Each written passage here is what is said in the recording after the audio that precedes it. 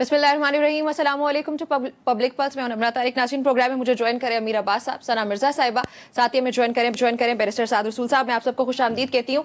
अमीर अब्बास साहब, आपकी तरफ आऊँगी, ये बताइएगा कि एक अमरीकी मैगजीन टाइम में इमरान खान का आर्टिकल छपा, उसमें उन्होंने वही बातें की जो इससे पहले भी वो हमेशा करते आए कि पाकिस्तान में ट्रांसपेरेंसी के साथ जुडिशरी काम नहीं कर रही है, पोलिटिकल विक्टिमाइजेशन हो रही है, उनकी पार्टी को जिस तरह से पोलिटिकली मोटिवेटेड केसेस उन पर बनाए जा रहे हैं उनकी जमात पे। सो वो ये कह रहे हैं कि हमारी कोई भी डिमांड इस वक्त पाकिस्तान में नहीं सुनी जा रही है। अब उसका रिएक्शन देते हुए आज सेनेटर इरफान सिद्दीकी साहब ने कहा ये पाकिस्तान पे हमला है, पाकिस्तान के इदारों पे हमला है। क्या आप मुत्तफिक हैं इस बात से कि ये पाकिस्तान पे हमला है, या इमरान खान के पास जो ये ऑप्शन है कि वो इंटरनेशनली जाके जस्टिस सीख करते हैं, ये दुरुस्त फैसला है उनका, या वो किसी और ऑप्शन के लिए भी जा सकते थे? पाकिस्तान पे 8 फरवरी 2024 को पाकिस्तान का इलेक्शन चोरी करना, पाकिस्तान के अवाम के मैंडेट को चोरी करना, ये पाकिस्तान पर हमला नहीं था। जिस तरह इन्होंने 26वीं आईनी तरमीम मंजूर करवाई, लोगों को पकड़ धकड़ कर लाकर, वो 2 सेनेटर्स सरदार अख्तर मैंगल के जिस तरह उनको व्हील चेयर पे लाया गया, कासिम रोजू को और नसीमा एहसान ने सेनेट के फ्लोर पे खड़े होकर कहा कि उनके बेटे को उठाया गया, क्या ये पाकिस्तान के ऊपर और पाकिस्तान की जमहूरियत पर हमला नहीं था? जिस तरह इन्होंने आने वाले चीफ जस्टिस मंसूर अली शाह साहब का रास्ता रोका, सिर्फ उनका रास्ता रोकने के लिए 26वीं आईनी तरमीम की गई और सुप्रीम कोर्ट के अंदर एक नई कॉम्पोजिशन पैदा कर दी, और हाई कोर्ट्स में जिस तरह ब्यूरोक्रेसी के तबादले होते हैं उस तरह से तबादले करना शुरू कर दिए जजेस के। क्या ये पाकिस्तान की जुडिशरी की सेंटर थी, कॉन्स्टिट्यूशन, डेमोक्रेसी और जिसको हम लेटर एंड स्पिरिट कहते हैं, क्या उसके ऊपर हमला नहीं था?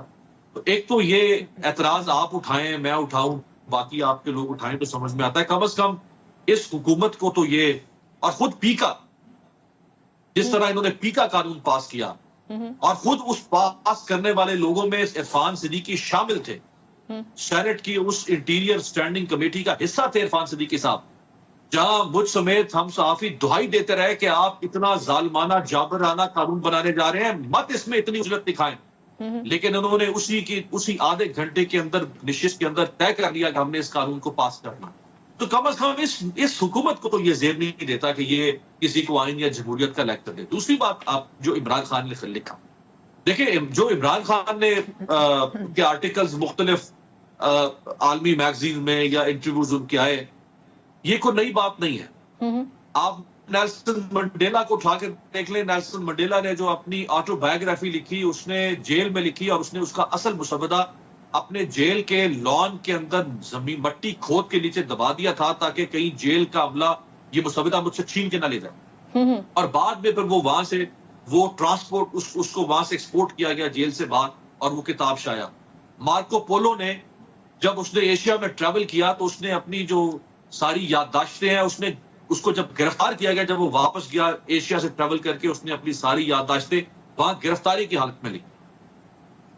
बेशुमार दुनिया में ऐसे लोग हैं जिन्होंने जेलों में बैठ के, जिन्हें हम कहते हैं प्रिजनर्स ऑफ कॉन्शियस, जो जमीर के कैदी होते हैं, जो पॉलिटिकल प्रिजनर्स होते हैं। जब नवाज शरीफ जेल में थे, उनको किसने मना किया था? वो लिखते किताबें जेल में बैठ के, ठीक लिखते अपनी कहानियां। उनको 45 साल हो गए सियासत में, वो लिखे ना आज किताब लिखे पाकिस्तान के अंदर के, पाकिस्तान की जमहूरियत के साथ 45 साल में जो जिस तरह जमहूरियत को रौंदा गया है, मैं उसका शायद लिखे आज किताब में।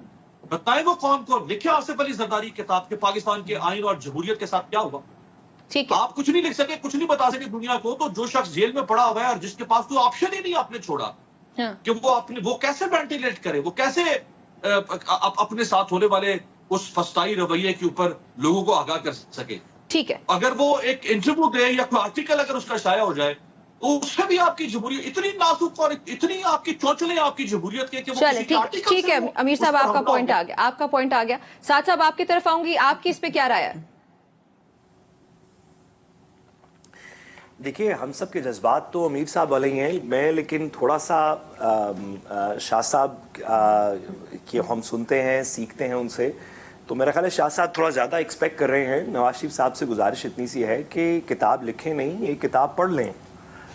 लिखना तो बहुत दूर की बात है, मेहरबानी करके पाकिस्तान की तारीख की कोई मुनासिब किताब पढ़ लें। तो उसमें से यही अखज़ होगा कि जमहूरियत को जब भी पाकिस्तान में कोई धचका लगा, या पाकिस्तान में जब भी बुनियादी हुकूक को कोई धचका लगा, یا جب بھی پاکستان میں وہ کوئی بھی پولیٹیکل پارٹی ہو، آج تحریک انصاف ہے، ماضی میں پاکستان مسلم لیگ نون تھی، اس سے پہلے پیپلز پارٹی تھی، اس سے پہلے اصغر خان صاحب کی پارٹی تھی، دیگر جب بھی پاکستان میں کسی نہ کسی جمہوریت پسند کے اوپر شبخون مارا گیا ہے تو شبخون مارنے والوں کی صفوں میں بھی سیاستدان نظر آئے ہیں۔ نواز شریف صاحب سے یہ گزارش نہیں ہے کہ کتاب لکھ دیں، یہ تو بات ہوتی تو کیا ہی وہ نواز شریف صاحب تھوڑی ہوتے، ان سے گزارش یہ ہے کہ کوئی ایک کتاب پڑھ لیں اس کے اوپر، تاکہ آپ کو یہ پتا چلے کہ تاریخ ان لوگوں کو جو جمہوریت کے اندر سٹرگل کرتے ہوئے غلط سائڈ پہ کھڑے ہوں، ان کو وقت تو شاید سلام کرتا ہو، کیونکہ وقت جو ہے وہ طاقت کے تابع چلتا ہے، لیکن تاریخ ان لوگوں کو کن الفاظ میں یاد رکھتی ہے، یہ اگر وہ کوئی ایک بھی مناسب کتاب پڑھ لیں تو انہیں پتہ چل جائے گا۔ اور اس وقت کو بھی اس وقت کے اندر جس طرح ابھی پیکا کی بات کی گئی، 26ویں ترمیم کی شاہ صاحب نے بات کی، اس وقت کی جتنی بھی آپ 26 نومبر کر لیں، 8 فروری کر لیں، 12 جولائی کا سپریم کورٹ کا فیصلہ نہ ماننے کی بات، آپ اس میں جتنی بھی اوقات دیکھیں گے، اس کے اوپر ہم آج بات کرتے ہوئے تھوڑا گھبراتے بھی ہیں، تھوڑا کچھ پیکا کا بھی وقت چل رہا ہے تو کیا اس پہ بات کی جائے، لیکن جب اس لمحے سے سیاست گزر جائے گی، جب پاکستان اس لمحے سے آگے بڑھ جائے گا، یہ لمحہ جتنا بھی بڑا ہو، یہ لمحہ 2022 سے اب تک تو چل رہا ہے، یہ جتنا بھی لمبا ہو، 6 مہینے کا ہو، 6 سال کا ہو، 10 سال کا ہو، لیکن جب یہ لمحہ ختم ہو جائے گا تو تاریخ ان تمام سیاستدانوں کو، دیگر لوگوں کو تو جو کرے گی، ان سیاستدانوں کو جو کبھی ووٹ کو عزت کا لبادہ پہنتے رہے، کبھی جمہوریت کا لبادہ پہنتے رہے، کبھی کچھ اور اس طرح کی بات کرتے رہے، جن میں نواز شریف صاحب سر فہرست ہیں میرا خیال ہے اس وقت، ان لوگوں کو تاریخ بڑی کرولی جج کرے گی، بڑی مرسی لیس ججمنٹ ہوگی تاریخ کی۔ تو میں شاہ صاحب کی بات کے اندر آواز کو اپنی ادنا سی آواز کو شامل کرتے ہوئے اتنی سی گزارش کروں کہ نواز شریف صاحب کو سے یہ ایکسپیکٹ کرنا کہ کتاب لکھ دیں، یہ تو بہت بڑی بات ہے، وہ کوئی ایک مناسب کتاب پڑھ لیں گے تو بھی ان کے میرے خیال ہے رویے میں کچھ چینج آئے گا۔ ٹھیک ہے، اچھا ساتھ صاحب ثنا صاحبہ نے بھی ہمیں اسٹوڈیو میں جوائن کیا ہوا ہے۔ ثنا صاحبہ، جو عمران خان نے آرٹیکل لکھا اس میں وہ جو ابھی ریسنٹلی ڈائلاگ ہوا حکومت اور اپوزیشن کے درمیان، پی ٹی آئی کے درمیان، اس پہ کچھ بات لکھ رہے ہیں۔ He wrote our agenda was clear, a judicial commission and release of all political workers, but in response I was offered house arrest in exchange for ambiguous political space, commas میں انہوں نے لکھا ہے political space for PTI, but I rejected this outright. اس پہ senator Irfan Siddiqui صاحب نے اس بات پہ کہا کہ آپ کو کس نے ہاؤس اریسٹ آفر کیا، آپ یہ بھی ساتھ بتا دیں۔ آپ کی کیا رائے اس پہ کہ عمران خان کو یہ بھی بتا دینا چاہیے تھا؟ میرا خیال ہے میں اس پہ 2 باتیں صرف کہنا چاہوں گی۔ پہلی بات تو یہ کہ خان صاحب اگر آرٹیکل لکھ رہے ہیں نا تو یہ آرٹیکل ان کو اس وقت بھی لکھنا چاہیے تھا جب 2018 میں RTS بٹھا دیا گیا تھا۔ یہ آرٹیکل ان کو اس وقت بھی لکھنا چاہیے تھا جب فیض حمید صاحب ان کے لیے ساری فیسیلیٹیشن کرتے تھے، اور یہ آرٹیکل میرا خیال ہے اس وقت بھی لکھنا چاہیے تھا جب دھرنوں کے دوران ان کے لیے ایک خصوصی ماحول بنایا گیا تھا۔ تو خان صاحب اگر لکھنے پڑھنے والی شخصیت ہیں تو میں یہ نہیں کہوں گی کہ میاں نواز شریف صاحب بہت لکھتے پڑھتے ہیں، لیکن میرا خیال یہ کہ خان صاحب کو ہر اس وقت آرٹیکل لکھنا چاہیے تھا جب PTI کو ابو دا لمٹ جا کر فیسیلیٹیشن اور سپورٹ دی گئی تھی۔ تو خان صاحب کو اس وقت بھی یہ باتیں کرنی چاہیے تھی جب وہ باجوہ صاحب کی شان میں قصیدے پڑھ رہے ہوتے تھے۔ اچھا، اس کے بعد اب میں آتی ہوں اس ڈائلاگس کے اوپر جو آپ نے جہاں تک بات کی ہے کہ کیا ان کی ڈائلاگ میں آفر کیا گیا تھا۔ میرا خیال یہ کہ گورنمنٹ جو ہے نا وہ سراسر یہ جھوٹ بولتی آئی ہے ہر مرتبہ جب کبھی بھی کوئی بات چیت کرنے کا کوئی ایک ماحول بنتا نظر آیا ہے۔ گورنمنٹ ہمیشہ آپ سے یہی کہے گی کہ ہم کوئی بات چیت نہیں کر رہے، لیکن اگر آپ کچھ لوگوں کی، کچھ وفاقی وزراء کی اسٹیٹمنٹ سنیں، جس میں رانا ثناء اللہ صاحب میں سمجھتی ہوں کہ سب سے اوپر آتے ہیں، جس میں انہوں نے کئی دفعہ کہا کہ خان صاحب کا اس وقت جیل کے اندر رہنا بہت بہتر ہے، گورنمنٹ کے لیے بھی بہتر ہے اور خان صاحب کے لیے خود بھی بہتر ہے، ان کی پارٹی کے لیے بھی، ان کے پارٹی کے لوگوں کی بھی رائے یہ ہے کہ خان صاحب کا جیل میں رہنا بہتر ہے۔ تو اگر ان کو کسی قسم کی آفرز کی جاتی رہی ہیں تو اس میں کہیں نہ کہیں کوئی گنجائش موجود ضرور تھی، اور یہ ہاؤس اریسٹ کی جو آفر تھی 2 لوگوں نے آفیشلی آ کے کوٹ بھی کیا تھا، اس کے اوپر گورنمنٹ نے اوبویسلی وہی کہا کہ جی ہم تو بات چیت نہیں کر رہے، لیکن ان کو مختلف آپشنز جو ہیں وہ دیے گئے تھے۔ اب اس میں صرف امپورٹنٹ بات یہ ہے کہ خان صاحب کی طرف سے وہ اس لیے ایکسیپٹ نہیں کیا گیا کہ ان کو یہ کہا گیا تھا کہ آپ نے اپنا منہ بند رکھنا ہے۔ خان صاحب کے لیے بڑا مشکل ہے پاکستان تحریک انصاف کے قائد کے لیے کہ وہ کسی چیز کے اوپر بڑے ووکل نہ ہو، لیکن ہمارے یہاں ہمیشہ یہ ہوتا ہے جب میاں نواز شریف صاحب کو سعودی عرب بھیجا جاتا ہے تو کچھ سال کے لیے منظر سے غائب ہو جاتے ہیں، زرداری صاحب کو جیل بھیجا جاتا ہے وہ بھی منظر سے غائب ہو جاتے ہیں۔ جب تک وہ پولیٹیکل لیڈرشپ جس سے آپ کو پرابلم ہوتی ہے یا سسٹم کو پرابلم ہوتی ہے، جب تک وہ خاموش نہیں ہوگی، سین سے آؤٹ نہیں ہوگی، تب تک آپ اسٹیبلٹی کی طرف نہیں جائیں گے، جو سو کالڈ اسٹیبلٹی ہمارے یہاں ادارے یا گورنمنٹس مانگ رہی ہوتی ہیں. تو خان صاحب کے لیے کرنا بڑا مشکل تھا، کیونکہ اس وقت وہ جس اسٹیج کے اوپر ہے، اگر انہوں نے کہیں پر یہ میسج کہ میں ایک انڈرسٹینڈنگ کے تحت سائیڈ لائن ہو رہا ہوں، تو پھر وہ جو ایک بیانیہ ان کا ہے کہ میں تو اس پورے سسٹم کے خلاف جدوجہد کر رہا ہوں، میں اس پورے کرپشن، اس پورے پروسیس کے خلاف جدوجہد کر رہا ہوں، مجھے جو ہے وہ زبردستی ہٹایا گیا ہے منظر سے، تو وہ پورا جو بیانیہ ہے وہ کل ہو جائے گا. لیکن اس میں کوئی دو رائے نہیں ہے کہ آج بھی ان کی پی ٹی آئی کی جو لیڈرشپ ہے وہ بارہا یہ کہتی ہے کہ ہم مذاکرات کے لیے تیار ہیں، ہم بیٹھنے کے لیے تیار ہیں. لیکن پھر وہی بات آتی ہے کہ جب آپ اپنی ٹرمز اینڈ کنڈیشنز پہ سب کچھ اپنی باتیں منوانا چاہتے ہیں تو ایسا کبھی بھی نہیں ہو سکتا. تو میرا خیال یہ کہ ان کو بھی تھوڑا سا لچک کا مظاہرہ کرنا چاہیے. دیکھیں لاسٹ پوائنٹ صرف میں کہنا چاہوں گی، اگر آپ دو چیزوں کو ڈیوائڈ کر دینا تو گورنمنٹ کو بھی یہ سوٹ کرتا ہے کہ پی ٹی آئی کو سکون سے بٹھا دیا جائے، لیکن پی ٹی آئی یہ چاہتی ہے کہ وہ اپنی ٹرمز اینڈ کنڈیشنز پہ بیٹھے. تو میرا خیال یہ ہے کہ دونوں طرف سے بات چیت کی خواہش تو موجود ہے، لیکن ہر کوئی یہ چاہتا ہے کہ وہ اپنا ہاتھ اوپر رکھے. تو ایسی سچویشن میں کبھی بھی آپ کے ڈائلاگز کامیاب نہیں ہو سکتے. ٹھیک ہے. اچھا امیر عباس صاحب آپ کی طرف آؤں گی یہ بات کرتے ہوئے کہ میں چاہ رہی ہوں کچھ ہم ذرا پاکستان کی اکانومی کے بارے میں بھی بات کریں. آج کی خبر کے مطابق ایف پی آر کا جو رواں مالی سال کے پہلے 8 ماہ جولائی تا فروری کے دوران جو ٹیکس ریونیو ہے اس میں 600 ارب روپے سے زائد کا شارٹ فال رہا. جو ذرائع ہیں وہ یہ اس وقت بتا رہے ہیں کہ ایف پی آر نے 8 ماہ کے دوران 7,947 ارب روپے کا ریونیو جمع کرنا تھا، لیکن جو وہ کرنے میں کامیاب ہوئے وہ صرف 7,344 ارب روپے جمع کرنے میں کامیاب ہوئے. تو اس طرح سے ہم یہ کہہ سکتے ہیں کہ یہ ٹوٹلی کچھ 600 کے آس پاس ہی ارب روپے بنتے ہیں جس کا یہ شارٹ فال رہا، جو کہ اگر اس کو کمپیریزن کریں گزشتہ 7 مہینے میں تو یہ صرف 468 ارب روپے تھا. تو یہ حالات رہے تو ہم مزید مسائل کی جانب نہیں بڑھ جائیں گے. حکومت کا یہ جو ایک نیریٹو بلڈنگ کر رہے ہیں کہ آل از ویل، اس کا راگ الاپنے کے بجائے ہمیں ہر شعبے میں مزید سنجیدگی دکھانی ہوگی، مزید کام کرنا پڑے گا. اگر آپ اجازت دیں تو میں فیض احمد فیض کے 2 شعر بیرسٹر صاحب کی نظر کرنا چاہوں گا. جی پلیز. انہوں نے کہا تھا کہ دل نا امید تو نہیں، ناکام ہی تو ہے، لمبی ہے غم کی شام مگر شام ہی تو ہے، مگر شام دستے فلک میں گردش تقدیر تو نہیں، دستے فلک میں گردش ایام ہی تو ہے. تو کوئی بات نہیں، اگر وہ دن نہیں رہے تو یہ دن بھی نہیں رہیں گے. انشاءاللہ چیزیں بہتر ہوں گی اور بہتری کی طرف. اب میں آپ کو بتاؤں نمرا کہ اب شاہ صاحب آپ کی نظر، چکی ہے. شاہ صاحب آپ کی نظر، معذرت قطع کلامی کی، آپ کی نظر فیض صاحب کی ایک اور بند کہ ہو نہ ہو اپنے بھی قبیلے کا کوئی لشکر، ہوگا اندھیرے کی فصیلوں کے ادھر، ان کو شعلوں کا رجز اپنا پتا تو دیں گے، خیر ہم تک نہ پہنچیں بھی صدا تو دیں گے، دور کتنی ہے ابھی صبح بتا تو دیں گے. سر اسی امید کے اندر پاکستان سارا جو ہے وہ گامزن ہے. جی امیر عباس صاحب گامزن ہے. اور دیکھیں یہ جو جدھر بیرسٹر صاحب نے بھی اشارہ کیا، جو فیض کا بھی کہنا تھا کہ یہ جو شعوری سفر ہے،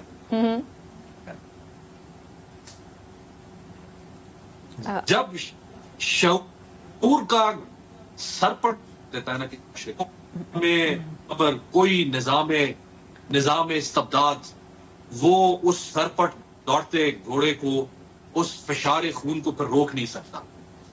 تو یہ جو شعوری سفر ہے یہ شکر ہے کہ اس ملک میں جاری ہوا.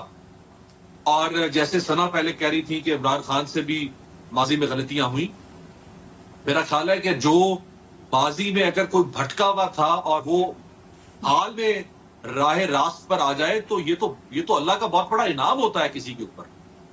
اگر بھٹکا ہوا شخص ہدایت پر آ جائے تو اس کو واپس دھکیلا نہیں جاتا کہ پھر تم اس بھٹکے ہوئے راستے پر چل پڑو، بلکہ اس کی حوصلہ افزائی کی جاتی ہے کہ ہاں ماضی میں غلط تھا لیکن اب اتنی اصلاح کر کے صحیح راستے پر آ چکا ہے.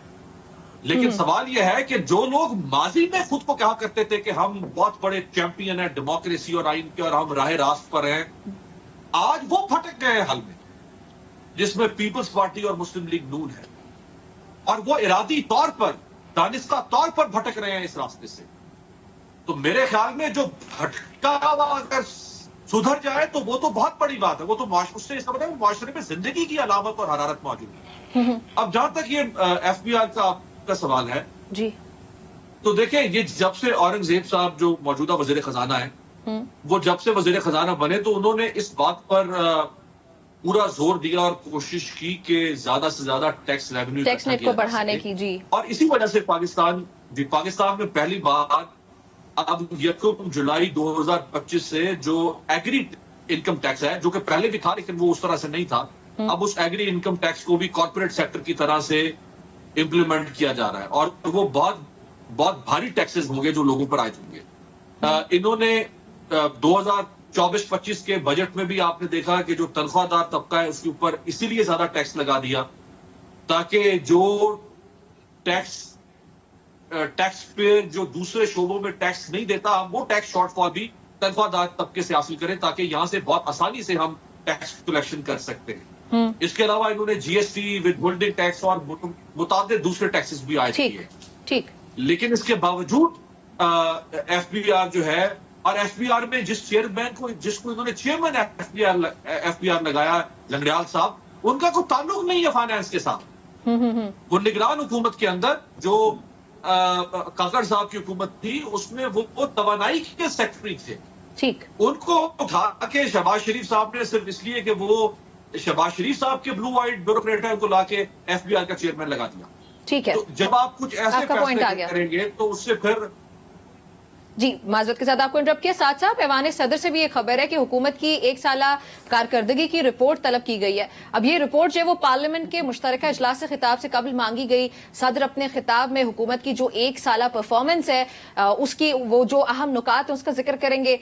क्या आपको लगता है कि हुकूमत तैयार है और उनकी जो खास तौर पे अगर बात की जाए मौशी इस्लाहात की कि जो इस साल में किया हुकूमत ने उसके कोई नताइज में निकलेंगे? अगर मैं कहूं कि ये 1 साल की परफॉर्मेंस जिसकी रिपोर्ट मांगी गई, आप चंद अल्फाज में अगर 1 मिनट के अंदर इसको समराइज करना चाहें जो आपको लगा कि मुनासिब इस्लाहात हुई और उनके नताइज निकले।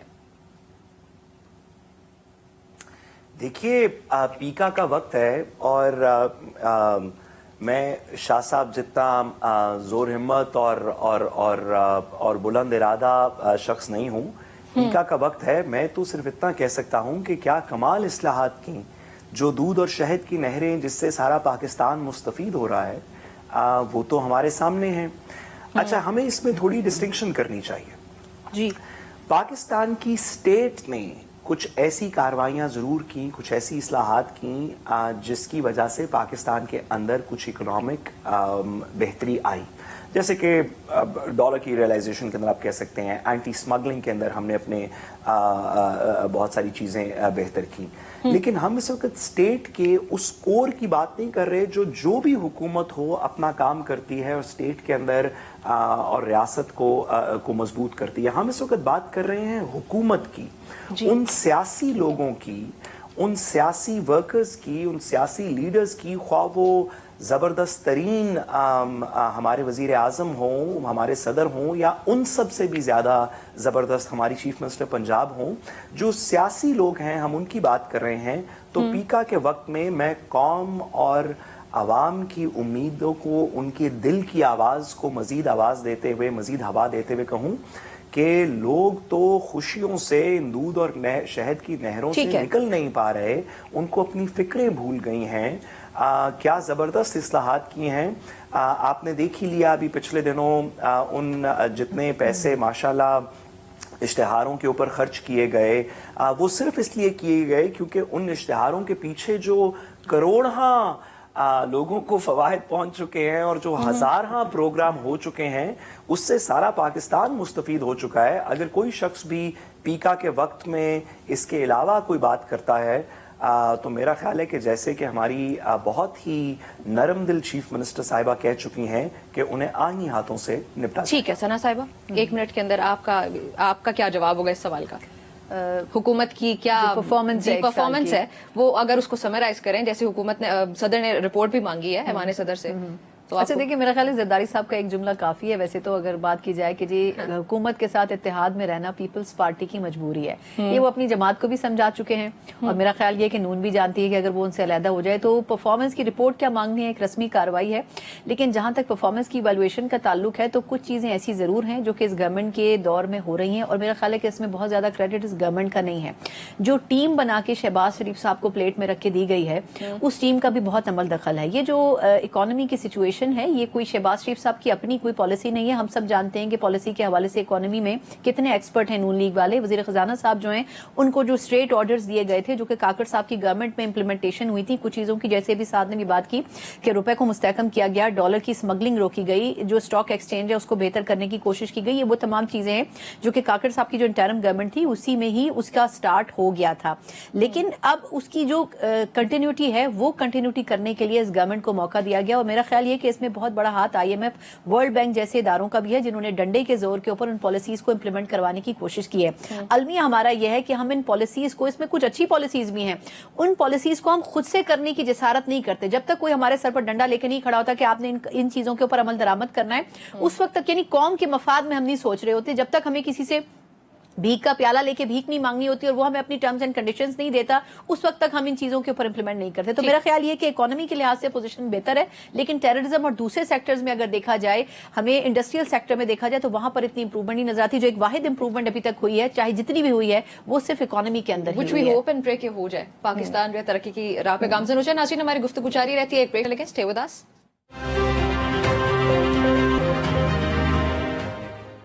Welcome back to public pulse. नाज़रीन, आपको पता है कल नौशहरा में नमाज जुमा के बाद मस्जिद दारुल उलूम हकानिया में होने वाले धमाके में जमीयत उलमा इस्लाम के सरबरा और मदरसे के नायब मोहतमिम समेत 8 अफराद शहीद हुए थे, दीगर लोग जख्मी भी हुए। इसके अलावा भी कल मुतअद्दिद इस तरह की दहशतगर्दी के वाकयात रोनमा हुए। आज भी अगर पेशावर को देखा जाए, पेशावर का रुख किया जाए तो खाना सरबंद की हुदूद में दहशतगर्दी का मंसूबा नाकाम बना दिया गया। अल्हम्दुलिल्लाह ये नाकाम हुआ, लेकिन जो यहाँ पे पॉइंट है वो ये कि दहशतगर्दी के वाकयात में इजाफा हो रहा है।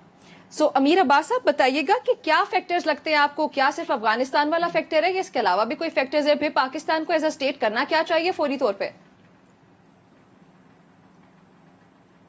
अफगानिस्तान का तो एक मुस्तकिल फैक्टर है ही, और खासतौर पे TTP जब से पाकिस्तान से अफगानिस्तान में गई और वहां उन्होंने अपने हाइड हाउस बनाए और अफगान हुकूमत भी उनके खिलाफ कार्रवाई नहीं कर सकी जैसे पाकिस्तान चाहता था, एक वो बहरहाल बड़ा फैक्टर है। लेकिन इस वाकये को तो TTP डिसोन कर रही है, वो तो नहीं तस्लीम कर रही कि ये वाकया हमने किया है, जो भी खोड़ा खटक वाला वाकया है।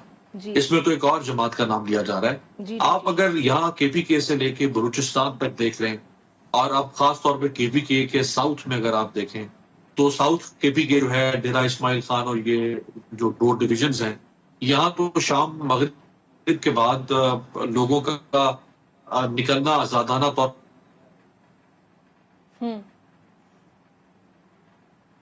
तकरीबन नामुमकिन हो चुका है, और रियासत की रेट नाम के वक्त वहां दहशतगर्द बनाते फिरते हैं और सड़कें उनके वही लोग हमें वक्तन फवक्तन बता रहे हैं। तो यहाँ से लेके आप बलूचिस्तान तक देख लें, एक इस्तराब है और एक नाकामी हमें नजर आती है लॉ एंड ऑर्डर की सूरत हाल में।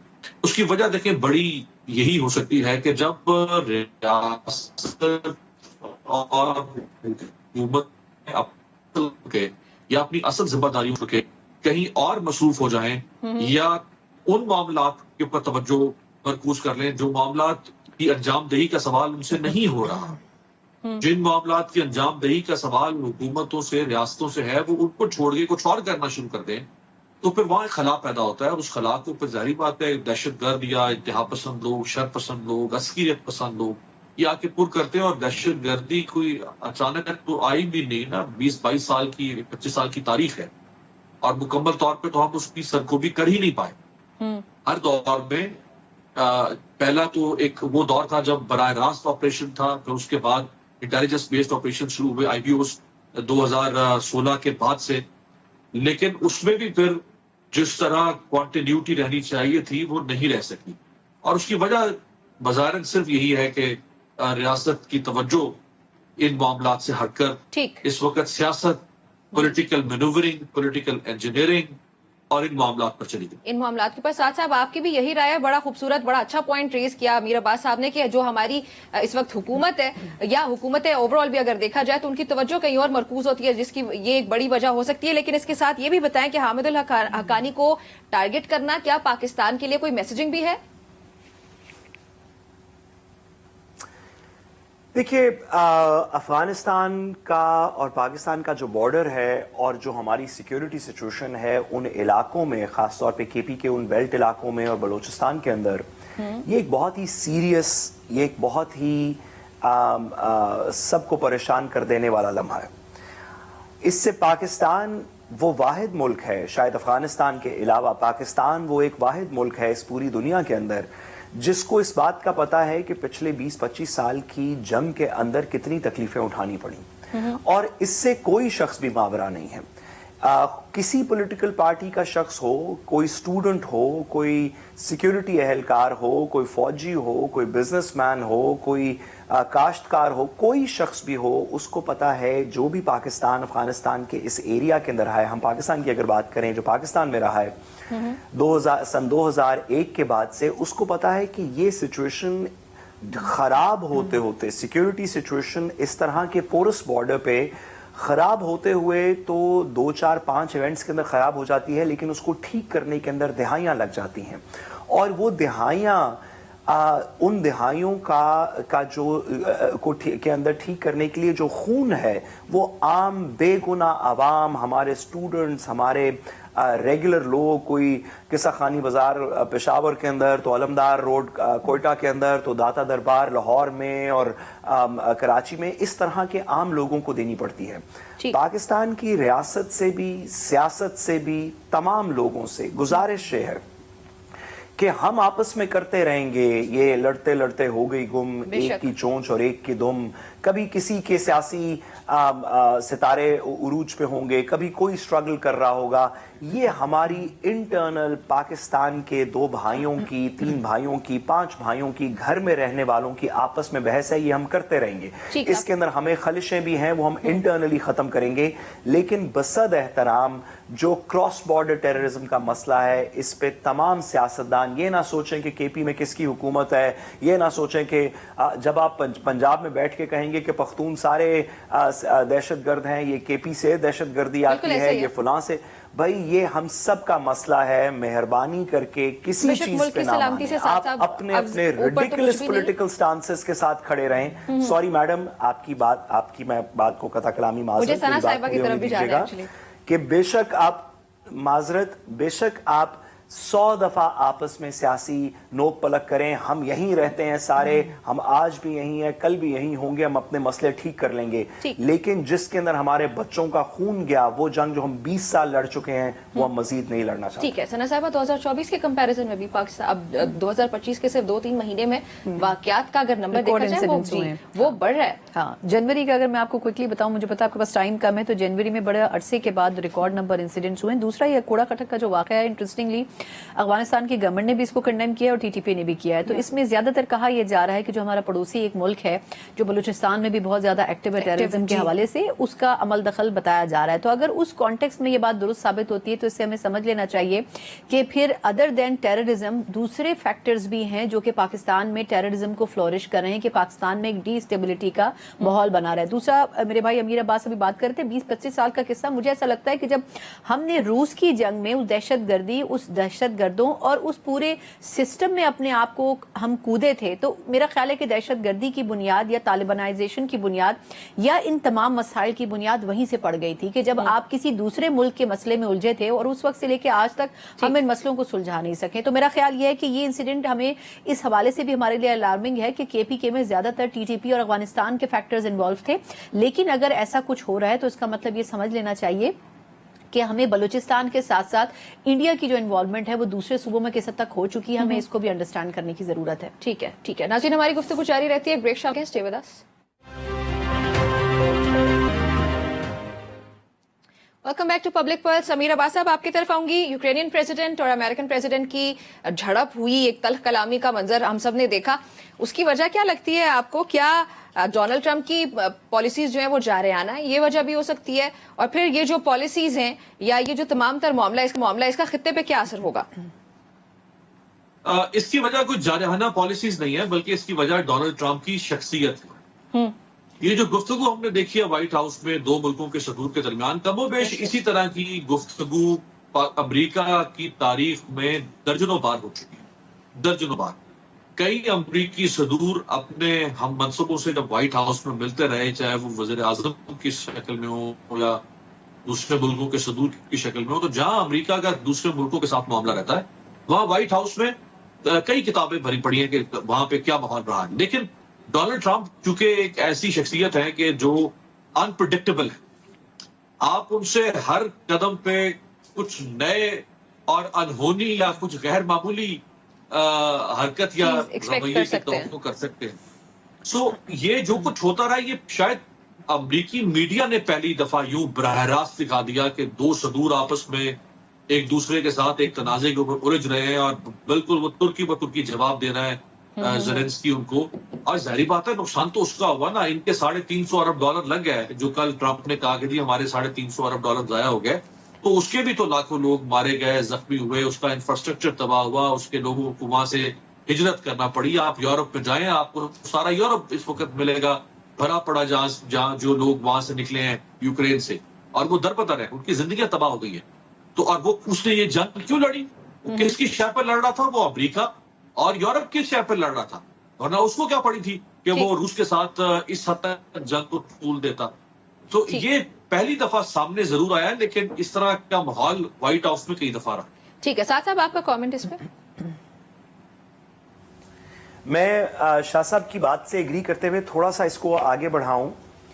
इसमें बिल्कुल शाह साहब ने दुरुस्त फरमाया, लेकिन थोड़ी सी बात आगे भी अगर की जाए, डोनाल्ड ट्रंप ने इस प्रेस कॉन्फ्रेंस को अगर आप देखें जो ज़ेलेंस्की के साथ हुई, उसमें उन्होंने ज़ेलेंस्की को तो जो कहा सो कहा, और इस जंग के बारे में जो कहा सो कहा।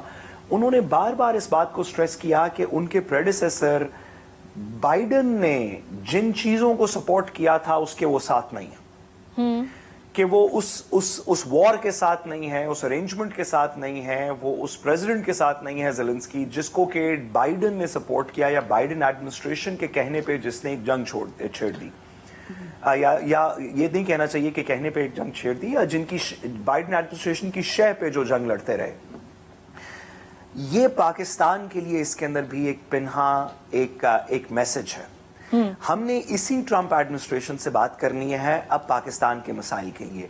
पाकिस्तान के अंदर मसाइल हैं जिनके अंदर अमेरिका का एक रोल है, हमारा IMF है, GSP प्लस यूरोपियन दीगर चीज़ें हैं। इन तमाम चीज़ों के अंदर हमारे नेशनल सिक्योरिटी डिफेंस के मामलात में, ट्रेड में अमेरिका का एक रोल है। यस, हमने एक ऐसे अमेरिका से बात करनी है जो बाइडन की पॉलिसीज के बिल्कुल खिलाफ है। और बाइडन की पॉलिसीज क्या थी? अगर आप एक तरफ से पूछेंगे तो वो कहेंगे कि जितना डोनाल्ड लू वाला तमाम बात है वो बाइडन पॉलिसी थी, या जो प्रीवियस अमेरिकन एम्बेसडर पाकिस्तान के अंदर जो थे, जो उनके ऊपर लोगों ने उसके बाद एस्पिरेशंस कास्ट की कि ये एक पॉलिटिकल पार्टी के साथ थे, ये पॉलिटिकल मैनूवरिंग के अंदर थे, ये बाइडन एडमिनिस्ट्रेशन थी। बज़ाहिरन लगता ये है कि जो डोनाल्ड ट्रंप का अमेरिका है वो और किसी से जो मर्जी बात करे, वो अपनी बाइडन पॉलिसीज के साथ चलने को तैयार नहीं। इसके अंदर यूक्रेन की बात तो जो होगी सो होगी, इसके अंदर मेरे ख्याल में पाकिस्तान के लिए भी कुछ मैसेजेस पिना है जो हमें रीड करने चाहिए। ठीक है सना साहिबा। देखें, इसमें दो तीन चीज़ें। एक तो ये समझना पड़ेगा कि रूस और अमेरिका के ताल्लुकात में हमेशा एक कैफियत रही है खिंचाव की, और वो इस वजह से भी जो बाइडन इंतजामिया जो थी, जो कुछ उन्होंने यूक्रेन के हवाले से किया, इसमें कोई शक नहीं है कि उन्होंने इनकरेज किया यूक्रेन की हुकूमत को कि वो इस जंग की तरफ जाएं। लेकिन दूसरी चीज़ ये भी समझने की ज़रूरत है कि वो जो एक प्रेस कॉन्फ्रेंस थी ना, उसमें किसी हद तक कुछ चीज़ें जो थी वो आर्टिकुलेट भी की गई थी, एक मैसेज भी कन्वे करने की कोशिश की गई थी। जो आपके किसी एक पैनलिस्ट ने जिस चीज़ की तरफ इशारा भी किया है कि वो एक मैसेज था कि जो बाइडन की पॉलिसीज थी उनकी कंटिन्यूटी नजर नहीं आएगी। अब क्या जरूरत पड़ी थी उनके नायब सदर को ये बातें करने की कि आपको इनका शुक्रिया अदा करना चाहिए, आपको ये करना चाहिए, या किसी के सहाफी के ये कहने की कि आप ये कपड़े क्यों पहन के आए या ये कपड़े पहन के क्यों नहीं आए? मुझे ऐसा लगता है कि वो प्रेस कॉन्फ्रेंस बेसिकली उनको ह्यूमिलिएट करने के लिए भी की गई थी कि जो कुछ हम करना चाहते हैं, जिस तरह मादनी वसाइल के हवाले से उनका अग्रीमेंट होना था, और वो अग्रीमेंट होने से पहले जब यूक्रेनी सदर ने ये कहा था कि हमारे एसेट्स के ऊपर आप इस तरीके से डिसाइड नहीं कर सकते, लेकिन जो सिनेरियो बन गया था बहालत मजबूरी उनको मुज़ाकरात और दस्तखत की मेज पर आना पड़ा। लेकिन आई थिंक वो उनको मैसेज ये देना चाह रहे थे कि अगर हम इस पूरे सीन से बाहर निकल जाते हैं तो यूक्रेन इटसेल्फ कुछ नहीं कर सकता, और उनको वो जो बो डाउन करवाना था, उनका जो सर झुकवाना था, वो झुकवाने के लिए आई थिंक उनको ये मैसेज दिया गया, और जिस तरह उनको जलील करके वहां से व्हाइट हाउस से बाहर भेजा गया, तो मेरा ख्याल ये है कि कुछ चीजें आर्टिफिशियली भी की गई। और जहां तक ट्रंप की बात है, तो देखिए, जहां वो किसी एक सदर के लिए या किसी एक मुल्क के लिए कुर्सी घसीट सकते हैं उनको बिठाने के लिए, वहीं वो किसी भी प्रेसिडेंट या प्राइम मिनिस्टर की इंसल्ट भी कर सकते हैं। लेकिन अगर वो एक चीज पिक्टोरियल पॉइंट ऑफ व्यू से कर रहे हैं या दिखा रहे हैं, तो इसमें एक मैसेज ये भी है कि वो उस मुल्क को उसकी हुदूद में भी लाना चाहते हैं। वो जो यूक्रेन अपनी लिमिट क्रॉस कर रहा था बहुत सारे इश्यूज में, उसको भी वो जस्टिफाई करवाना चाह रहे थे कि अमेरिका के बगैर वो कुछ नहीं कर सकते, क्योंकि बाहर निकलने के बाद उन्होंने जो गुफ्तगू अमेरिका से मुतालिक की है उसमें उन्होंने बार बार ये कहा है कि मैं व्हाइट हाउस में तो नहीं जाना चाहूंगा, लेकिन हम चाहेंगे कि हम एक वर्किंग रिलेशनशिप हम साथ रहें। ऑब्वियसली उनकी सपोर्ट के बगैर तो वो रूस से 10 दिन भी नहीं लड़ सकते। तो आई थिंक ये एक चीज जरूर है, और खास तौर पर जब उनका जो इंतखाबी पूरा एक प्रोसेस था उसमें ट्रंप पहले ही कह चुके थे कि वो यूक्रेन की जो वॉर है उसको खत्म करेंगे, तो वो चल उसी एजेंडे पर रहे। लेकिन आई थिंक उस पॉइंट के ऊपर यूक्रेन की जो गवर्नमेंट है वो अग्रीड नहीं है, वो ये चाहते हैं कि ये वॉर कंटिन्यू करे। तो ये एक ऐसा बेसिक पॉइंट है जिसके ऊपर कहीं ना कहीं उनको एग्जिट पॉइंट चाहिए था अमेरिका को, और आई थिंक उसके लिए भी एक माहौल थोड़ा सा ये बनाया गया कि उनको वो एग्जिट पॉइंट मिल सके। ठीक है अमीर साहब, ये फिर जो अब हुआ इसको सामने रखते हुए हम ये एक्सपेक्ट करें कि जो जंगी मंजरनामा है या ये जो सियासी अदम इस्तेहकाम है पूरी दुनिया को ही बल्कि कंसिडर अगर कर लिया जाए तो ट्रंप की पॉलिसीज की बदौलत इसमें इजाफा होगा, जंगी मंजरनामा खास तौर पे? जंगी मंजरनामे पे तो नहीं मैं कह सकता, लेकिन मैं ये यकीन से कह सकता हूं कि अगले जो तकरीबन 3.25 साल हैं वो दुनिया में हलचल के साल जरूर रहेंगे ट्रंप की वजह से। अच्छा। क्योंकि आप देखें वो WHO की फंडिंग उन्होंने कहा मैं रोकूंगा, नेटो से उन्होंने कहा कि ये खुद पैसा खर्च करे, मैं क्यों खर्च करूं, इंटरनेशनल कोर्ट ऑफ जस्टिस जो है उसके ऊपर उन्होंने जब सभा पे नेतन्याहू को सजा हुई तो उन्होंने कहा कि इनको हम ब्लैक लिस्ट कर देंगे, उनके खिलाफ कानून साजी कर दी उन्होंने।